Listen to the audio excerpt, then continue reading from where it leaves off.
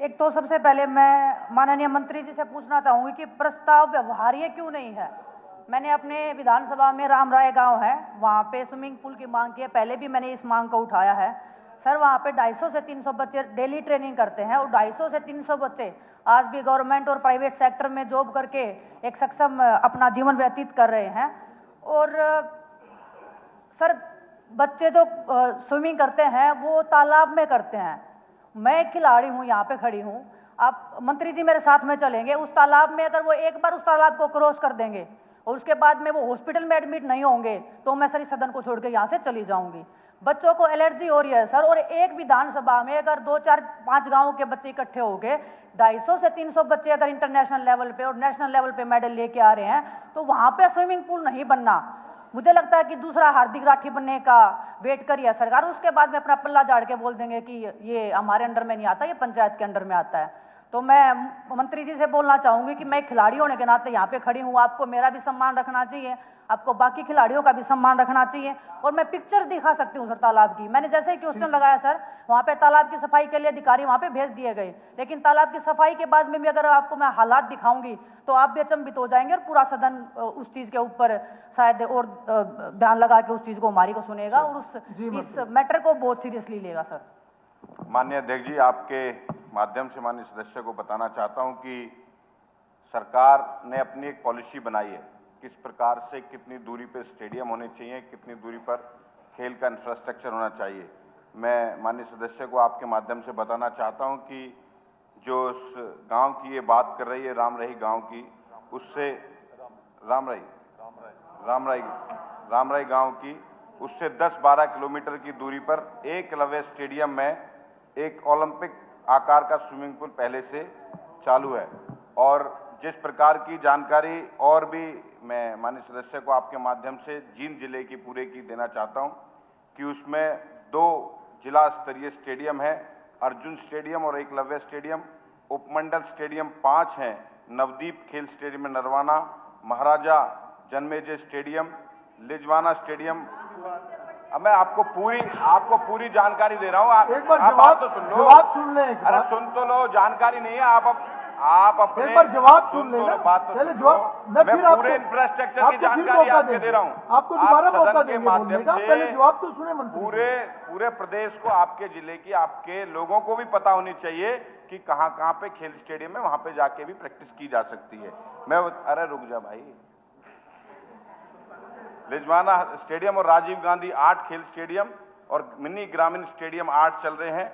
83 खेल नर्सरियां वहां पर चल रही हैं और एक रिहायशी खेल स्टेडियम भी वहां पर चल रहा है, एकेडमी चल रही है। और मैंने बताया कि खेल जो स्विमिंग पूल की बात है वो एकलव्य स्टेडियम में जो 10 से 12 किलोमीटर की दूरी पर है उस गांव से, वहां पर एक ओलंपिक लेवल का खेल स्टेडियम चल रहा है।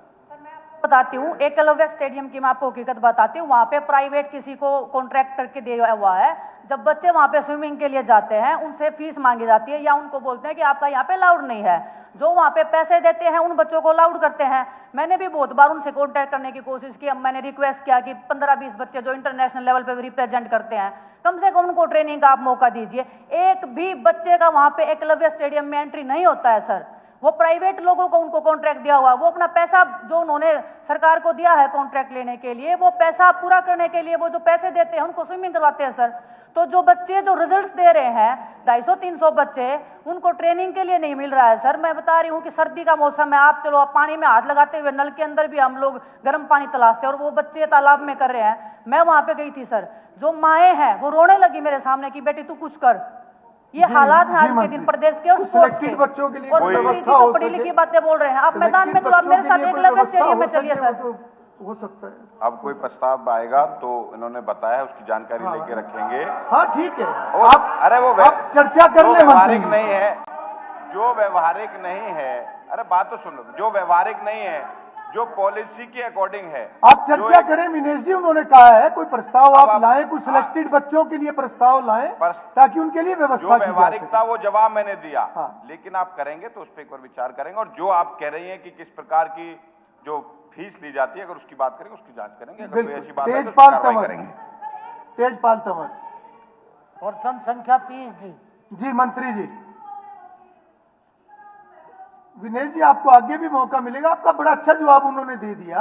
आप कोई सिलेक्टेड बच्चों का कोई प्रपोजल बनाओ ताकि उनकी व्यवस्था हो। बताओ क्या कहना चाहते हो, बताओ कोई। और आप कमेटियों में भी अगर मैं फोन पे बात करने की कमेटियों में भी थोड़ा सा आप समय दिया करो। अगर मंत्री जी से मैं कांटेक्ट करने की कोशिश करती हूँ, मीटिंग मिलने की कोशिश करती हूँ अपने विधानसभा मंत्री जी समय फिक्स कराओ, देते हैं सदन में, समय फिक्स कराओ, उनको चाय पिलाओ बुलाओ।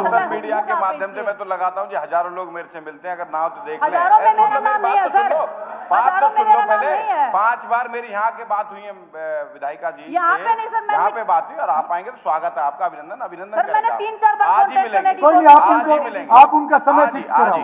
ठीक है, तेजपाल तंवर जी, जमीन भी दी हुई है, आप मिल जी।